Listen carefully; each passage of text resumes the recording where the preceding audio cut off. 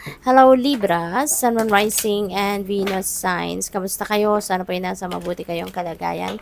Welcome back po sa Star Tarot. Kung bago kayo rito, welcome din kayo. Thank you sa inyong support. I truly appreciate it. God bless you all. Libra. Pauna mensahe po ninyo, disruption energy. Libra, this is a change, no? A sudden change na maaaring mangyari sa inyo sa ngayon. At yung mga pagbabagong ito could be in any area of life, no? Depende sa inyong sitwasyon. Maaaring, pagbabagong totally magbabago ng course of your life. Okay?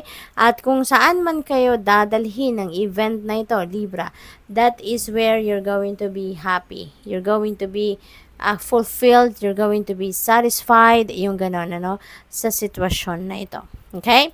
So, ayan. What else? We have number 8. Ayan, positive movement forward. Ayan. So, may pagbabago din. You're going to leave something behind you rito, no? And you are moving forward. Iiwanan nyo na yung sitwasyon na to. No? Kung ano man itong pinagkakabalahan ninyo, you will realize na tama na, this is it. No? And I'm going to move forward.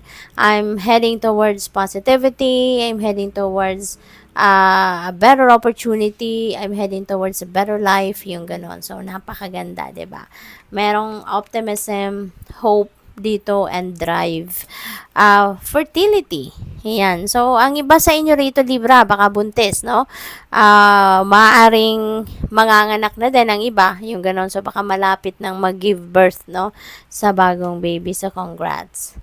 Triumph. Wow, magtatagumpay kayo. Libra, meron naghihintay na victory sa inyo sa ngayon. At maaring yung victory na to talaga namang pinagsikapan, pinagtrabahuan ninyo ito. Medyo baka super challenging situation talaga ito, pero eventually, no, you are going to claim your victory here. You're going to succeed. Kaya napakaswerte ninyo, Libra, no? What else? We have love begins. Ayan. So, this is a new beginning energy. Okay? This is a new beginning energy. At meron dito magsisimula ng bagong pag-ibig. No? Parang kanina, nasabi ko na maaaring merong bagong pag-ibig, bagong relationship kayo rito. So, maybe this is it. No? Baka mayroon kayong bagong pag-ibig, mayroong bagong love connection, bagong relationship, or maybe, baka mayroon kayong bagong yugto sa inyong relationship kung meron na kayong existing relationship. So, yung napipick up ko rito, baka merong bagong parang you're giving another chance, no? Maybe you're giving another chance to your loved one, no? Yung ganon siguro. Kasi baka nagkaroon kayo rito ng hindi pagkakaintindihan, pero ngayon na-patch up ninyo yan and you're going to start fresh, no? Yung bibigyan mo ng bagong pagkakataon ang pag-iibigan ninyo. We have number 4, discontent and boredom. Ayan. So, for some of you, Libra, siguro ang iba sa inyo, merong dissatisfaction na life, merong discontentment, boredom na naramdaman. Pero, alam mo, kung nakikita ninyo to sa baba, no, sa sahig, merong mga liwanag, no? And rainbow colors, because this is a lot of potential. That signifies a lot of potential out there para bumangon kayo, para mag-bounce pa kayo sa buhay, para mas magpursige kayo, para mas magpurso kayo sa kung ano man yung mga iniisip ninyo or pinaplano ninyo para sa ikakabuti, ikakaganda ng inyong mga sitwasyon. Okay? So, this is a heads up for you, no, na kung meron man kayong mga dissatisfaction, discontentment sa buhay, that's not the end of the world, 'di ba? There are so much potential out there na maaring kumbaga kumakatok na, no, sa buhay ninyo. It's just up to you kung kailan ninyo ito titignan, kailan ninyo ito papansinin, yung ganon, no? We have number 3, heartache and loss. Ayan. So, merong